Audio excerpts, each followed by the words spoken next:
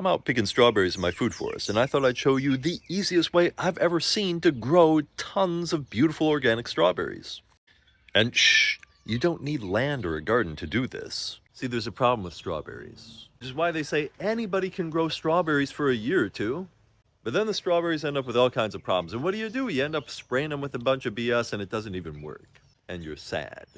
And that's how it was for me, until I rediscovered a magical place. Or rather, rediscovered, because I used to go and pick strawberries there when I was a kid. This huge field with strawberries, beautiful clean strawberries like these, just growing wild everywhere. And then I remember what a pain they were to grow on the farm as a kid, and I thought, how can they grow wild like this and be such a pain to grow in the garden? We're doing this wrong. Oh shoot, I got rained out. But no worries, I'll be back every couple of days to pick big baskets of beautiful organic strawberries like this. In just a few minutes, and I do very little to tend the strawberry patch every year. Because I imitate that wild patch that I found up north of Michigan. And this is a very similar field that I discovered years later. And the owners tell me it had been like this for 50 years. Strawberry fields forever, hold that thought. See, the big problem with strawberries is that they're highly allelopathic, which is how I've used them to outcompete weeds like Creeping Charlie. But they're so allelopathic that they poison themselves. So when we plant them in a monoculture in the garden, the allelochemicals build up over a few years until they poison themselves, go into decline, become more susceptible to pest, weed, and disease problems. So how do they persist in nature for 50 years? Well, what do we see here? Nature doesn't do monocultures, nature does polycultures, and in fact, I'd call this a guild. A plant community that functions to take care of and maintain itself. And I've now seen this exact same guild a dozen times out in the wild. Strawberries, a native mint, monarda, and sorrels, which I just harvested. And the most important part, a shady forest area. See, strawberries have a heck of a time competing against grass. Under normal conditions, grasses kick the butt of strawberry plants. Usually as we move from grass-dominated full sun to shade, the grasses get thinner and thinner and eventually completely disappear.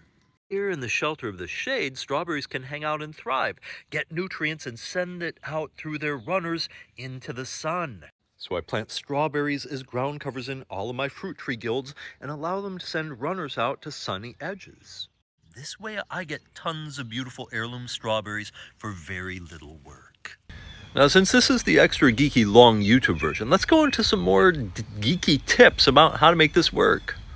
Tip 1. Not all strawberries are created equally. Some appear much more capable of naturalizing than others. So one tip that I have used now to establish these strawberry fields forever on multiple properties is to test a few. I actually go out and I will try to pick 5 or 6 strawberries and plant them into different guilds in the site, into different areas, and I'm just going to see which ones actually work and which ones don't. If I try a few different varieties, then probably 1 or 2 of them are going to end up being extra vigorous. And again, a polyculture of genetics is usually going to be better than a monoculture. So if I have 2 or 3 varieties actually successfully running around the garden, then I know I'm always going to have strawberries. And one variety might be good in this condition, another variety in that condition, and they just kind of find their own homeostasis. Tip 2, if you can find a variety that's actually naturalized someplace, that's great. These right here in this guild are exactly that. I have no idea what variety they are. They were found at a farm, and again, they said that this population was at least 50 years old. So it's an old heirloom, and boy, do they have a fantastic flavor. My opinion is actually that a lot of these older varieties tend to have slightly wilder genetics. Like if you're over the age of 35, you probably had strawberries when you were a kid that had this like jammy, rich, amazing flavor and perfume to them that's like that strawberry candy flavor. Why don't strawberries today taste like those strawberry candies? What on earth do those strawberry candies taste like? They taste like old-fashioned heirloom strawberries. Strawberries used to actually taste like that, people. Now, a lot of farms don't even carry or grow those old-fashioned strawberries anymore because we've so much improved the strawberry genetics.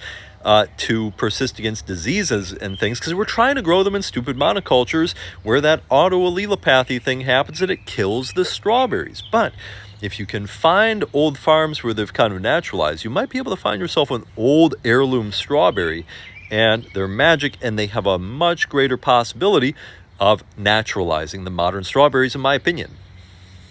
And my God, my neighbor Tim just crossed by when I was filming this, and he asked if he could try one, and of course he could try one, and his face lit up. He said this is the best strawberry that he's tasted in years. He said that modern store strawberries he doesn't even buy anymore because they don't have any flavor. He remembers what a strawberry tastes like. It tastes like this. So you want a good shot at a strawberry guild for your strawberry fields forever? My front yard food forest here, and actually some of my other guilds, all have those same players that I was talking about earlier. Monardas, American field mint, other native mints. Alliums are often present in those. Sorrel and ground cherries. Now, I've seen ground cherries present in strawberry polycultures in the wild now several times. I've got a theory about this. The autoallelopathy and the allelopathy of the strawberries and the sorrel together, and the mints, all very allelopathic plants, creates openings and disturbances as, say, autoallelopathy may build up in small areas and strawberry plants may die and shift around in the system. This creates natural openings that the annual ground cherries can exploit. So there's always a niche, always an opening for the strawberries or the ground cherries to thrive too. Tip 3, there's grass and then there's grass. When grass is fully in its element and it has good sun, good water, good soil, good fertility, it's really competitive. It's a real beast.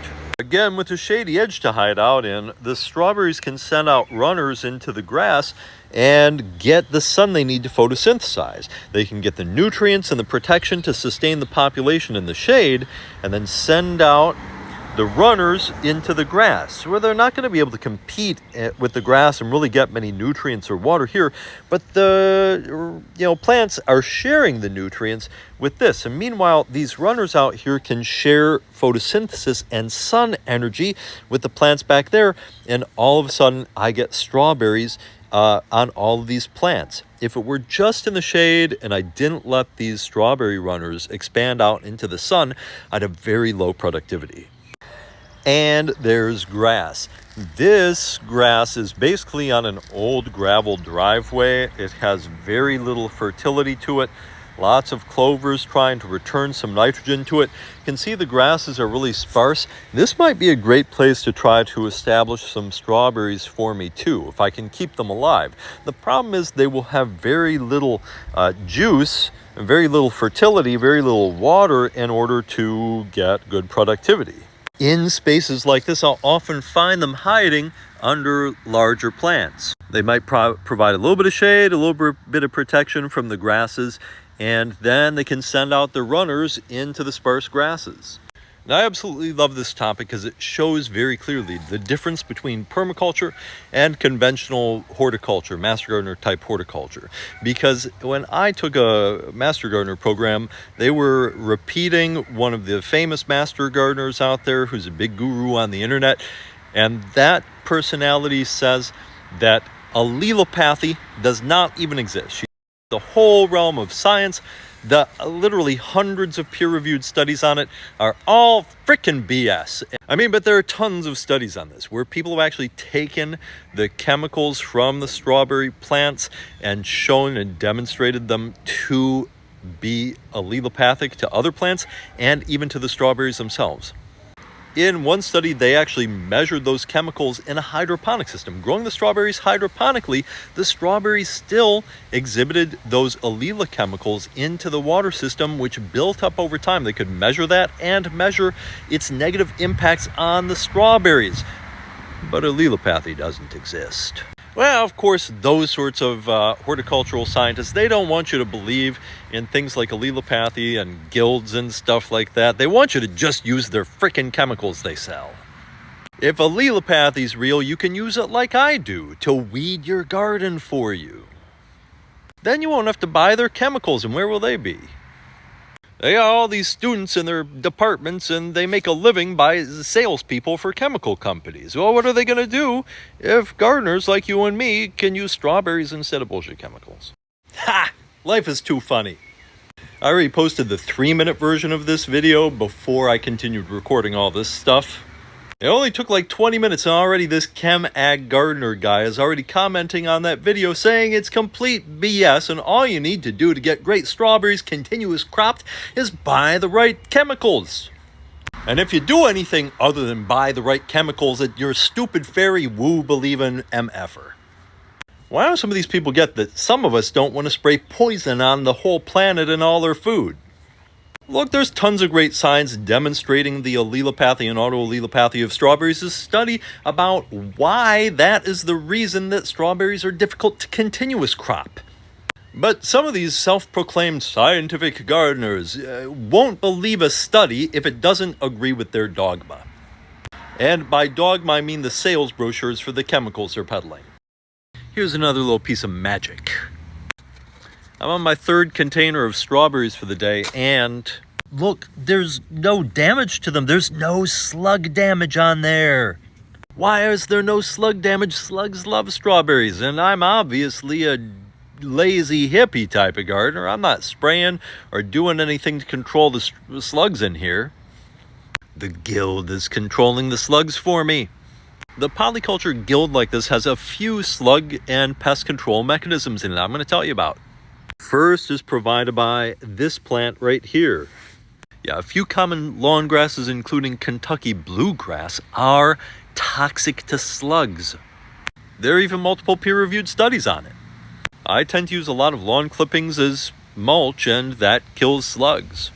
2, this proximity of the strawberries and the lawn also helps kill slugs. As much of a lot of us hippies hate lawn, having lawn actually can increase, and having lots of biodiversity, having a polyculture, and doing no-till. All of these things increase populations of beneficial nematodes, which eat slugs, as well as some other strawberry pests.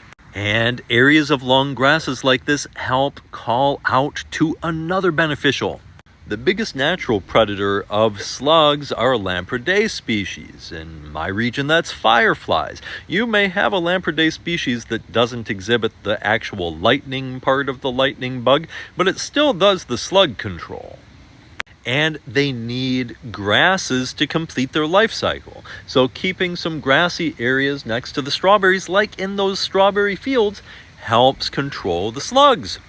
And finally, having all this polyculture and having all these plants and deep chop and drop mulch build up over time keeps the strawberries off the ground. Usually it's when the strawberries are in contact with the soil that they are most prone to slug and insect damage.